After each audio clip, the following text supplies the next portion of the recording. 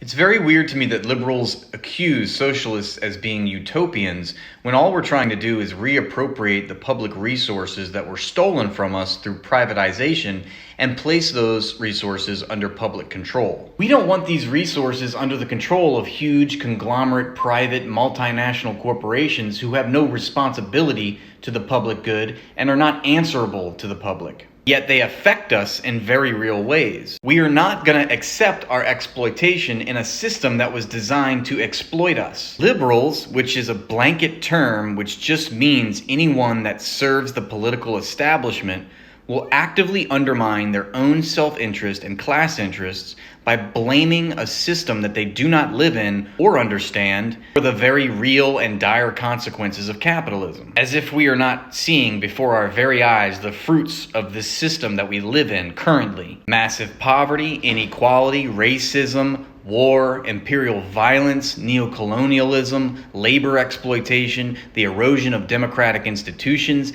and the systematic destruction of our environment via corporations who are literally plundering the world of its resources.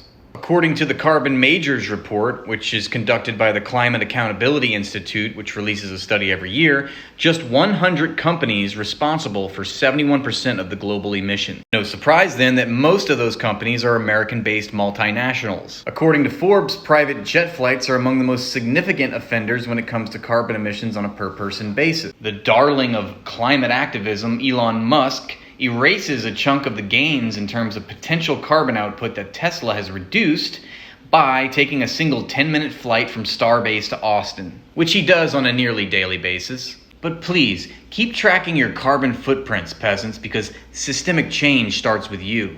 How many apps do we have now that tracks our individual carbon footprint? This is just another example of good old corporate common sense in the service of ruling class logic that it is you, the consumer, that is to blame.